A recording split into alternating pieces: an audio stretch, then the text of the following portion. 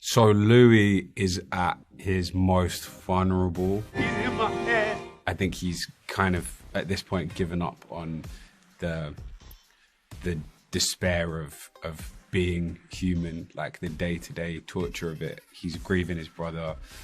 Like, he's kind of at the lowest he could possibly be. And right on time, he's presented with a second chance. I can take away that sorrow, Louis. That's the show. Yeah. But then I'm like thinking about, like, I guess in that scene, it's like it becomes about Lestat kind of pitching to him what his life, explaining to him what his life is from Lestat's point of view and what it could be if he gives in to him. It's like a snapshot of their relationship in this one scene, because you have Louis at his core, as Jacob says, going through this like intense melancholy and suffering over the loss of his brother. He's dealing with his sexual identity, and then you have Lestat being pissed off that he's not paying him attention, just, you know, killing priests and smashing their heads in and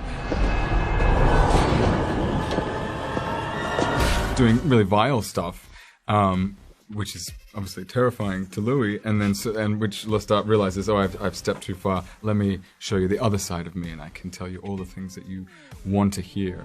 The first time I laid eyes on your beautiful face, I saw that sorrow. And that he does genuinely love him. And that's my dark side. That's Lestat's dark side. But if you can love me back too, and I can love you in this situation, and you in this position, and you can love me after I've done that, you know, maybe we might have a good time.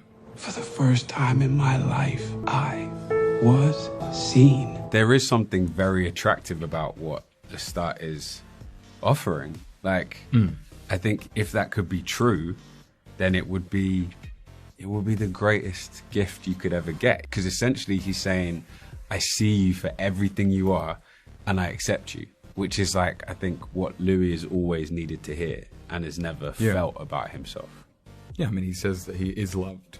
You are loved. And then Louis says, Nothing. for the first time, no, he says, for the first time in my life, I felt seen. Yeah. And those, almost like those two things are sort of what that scene is, right? Drain me to the very threshold of death. It's very Anne Rice to set that scene in a church, even though in the book, in the original book, it's not set in a church. But the issue that these vampires deal with all the time and consistently throughout the books is the fact that you never die. You never know really what is the meaning of anything. And religion throughout the ages, because these are old creatures, you know, is the main catechism that kind of keeps running at them. Am I a devil? Am I a demon? I'm not the devil. You were wrong about that.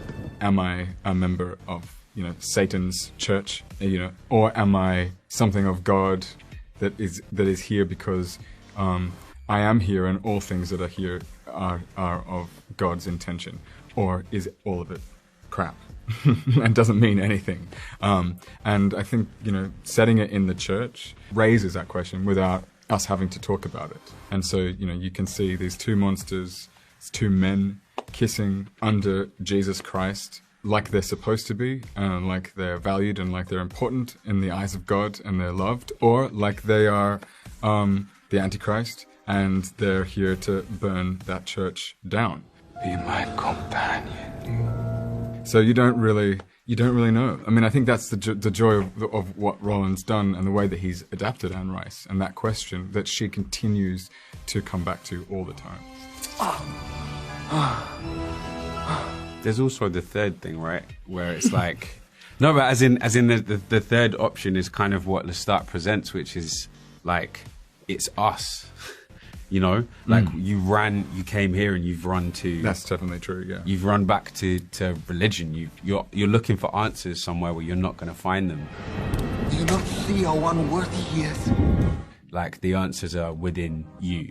Like, Lestat is essentially given that, right? That's part of the gift that he's giving. It's not just vampirism. It's like, what that represents is you have eternity to work this stuff out and to just be your true, honest self. So really, this means everything and nothing. It's kind of what you said, actually, but just No, it's, Yeah, I love that. Thank you. Oh my gosh. sorry. Are we good?